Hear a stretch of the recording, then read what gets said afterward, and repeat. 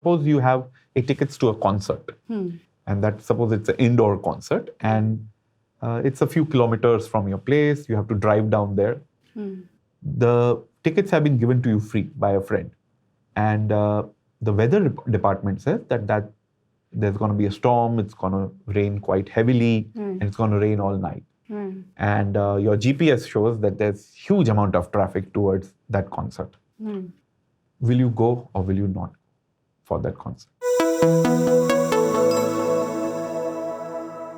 Hi, Nimesh. So let's start by asking you a very basic question today. Is it possible that people look at the same amount of money but in two different ways? Actually, you're right. And it's quite surprising that people value the same amount of money differently based on the label that is on that money or where that money comes from. It reminds me of one of the conversations I was having with a friend of mine. He was trying to choose between certain mutual funds, and he told me that there's one fund he liked because it gave regular dividends to him.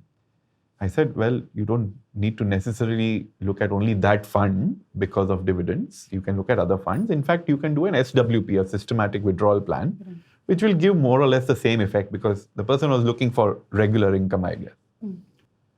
But I was surprised that this friend of mine took the suggestion quite negatively. He said, no, he said dividends are return on capital, whereas this systematic withdrawal is like withdrawing capital. I explained to him that they are quite similar in that. In fact, in systematic withdrawal plan, you can customize it to your needs. But the mental label of dividend made a bigger difference to this friend of mine than the systematic withdrawal plan or the regular same money coming through a systematic withdrawal plan. Now, economic theory says that people should not do like that. This is irrational behavior. But behavioral finance has found that people actually have mental accounts of the money they get, the money they save, the money they invest. And that changes based on, or the habits change based on the labels that are there on that money. Right. So apart from dividends, are there more behavioral occurrences where mental accounting comes into play? Yeah. So one of the very interesting experiments was done by Hersh Sheffrin and Richard Thaler.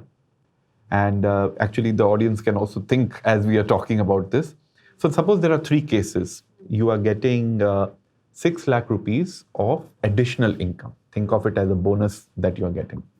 Now, in case one, that 6 lakh rupees is given to you over a 12-month period in say equal sizes of 50,000 rupees each. So every month you're getting 50,000 rupees. Right. Think about how you will spend or save that money. The case two is you're given upfront in one lump sum, that 6 lakh rupees, that here it is, this is your bonus, please spend the way or save you want. Now think about how it will impact your thinking about that same money. Now let's take another third case where it's not a bonus, you inherited that money. So 6 lakh rupees you inherited from a distant relative. The condition is that you will be given this money after 5 years and you'll be given interest on that money. So you don't lose the value of that money. Interest is being paid to you, but the money comes after 5 years. Now, how will you save, invest, or spend that? Turns out that when they did this survey, they found out that people behaved quite differently in each of these cases. Right. Case one was generally taken as an income account, where people thought that, okay, this is a regular money that is coming in. It funded regular expenses. Okay. The case two, where the lump sum came, was taken like a wealth account, where I got this additional wealth, or maybe a big purchase account where I buy something big for myself. And the third one was again treated very differently, that this is something that I've inherited, it will come after a long time, I should treat it differently.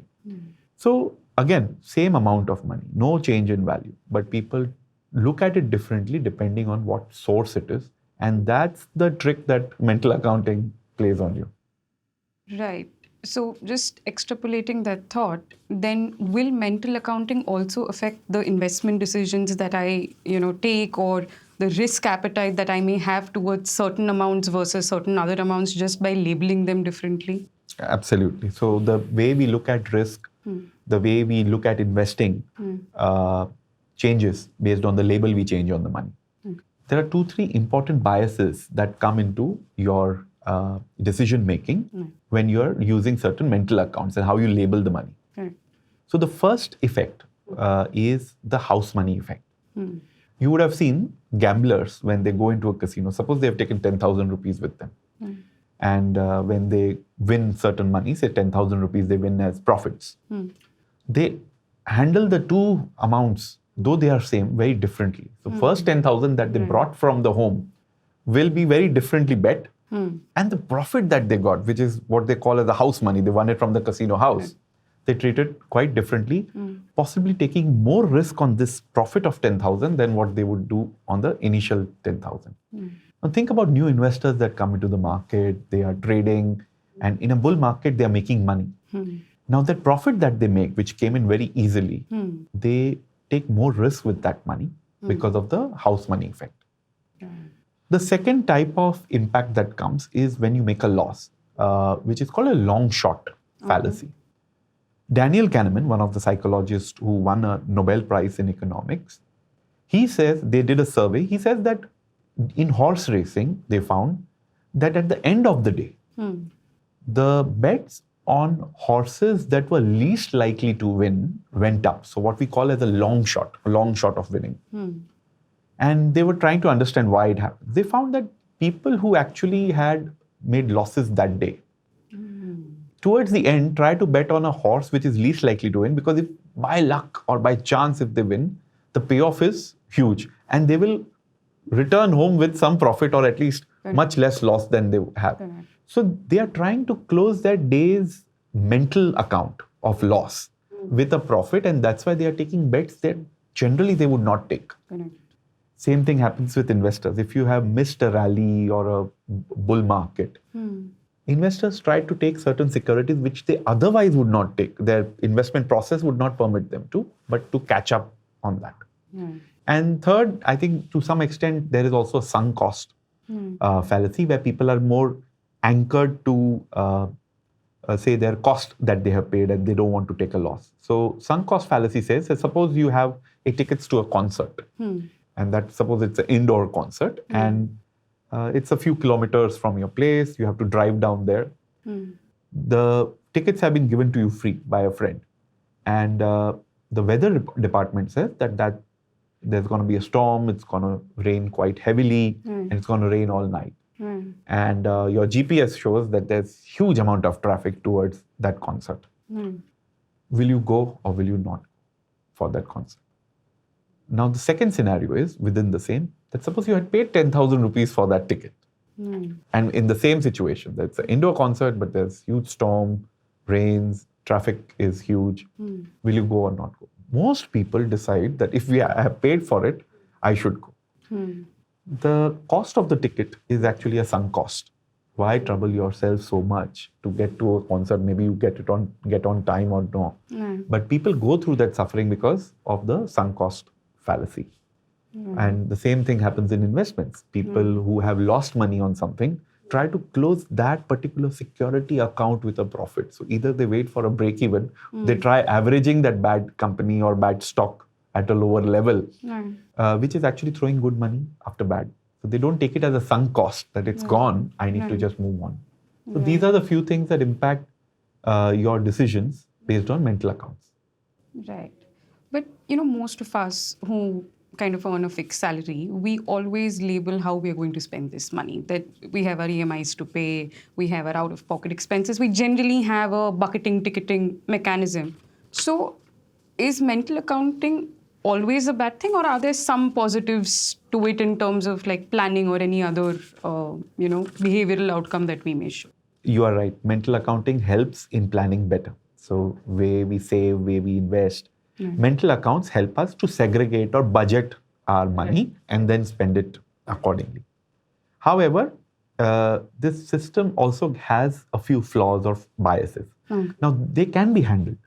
So when it comes to investing, don't think of a particular security. Think of the whole portfolio. Now, that is called broad basing or broad framing, as a psychological term calls it. that instead of thinking of a narrow mental account of one security, you look at a more broader account where you look at the whole portfolio. So then your decisions are a little better than looking at just one security. Don't think of your returns on one particular security as this I got a windfall or this had a huge loss. Think of it, the impact on the whole portfolio. Similarly, you raise it a level to assets. Right? Look at asset allocation rather than looking at just one particular asset, whether in that point of time it helped or did not help. Right. Because strategic asset allocation, tactical asset allocation they are prepared for a move in different assets, and then you reallocate. But you can't keep focusing on one and decide that why didn't I make money here or as much money here. Lastly, I would say even incomes. People should look at total income rather than too fixated on the stream of income, that only this income I invest this way. So the total income has to be then looked at so that you segregate it right within your portfolio. Got it. So it's more of a holistic approach in how you approach Absolutely. things. Mutual fund investments are subject to market risk. Read all scheme-related documents carefully.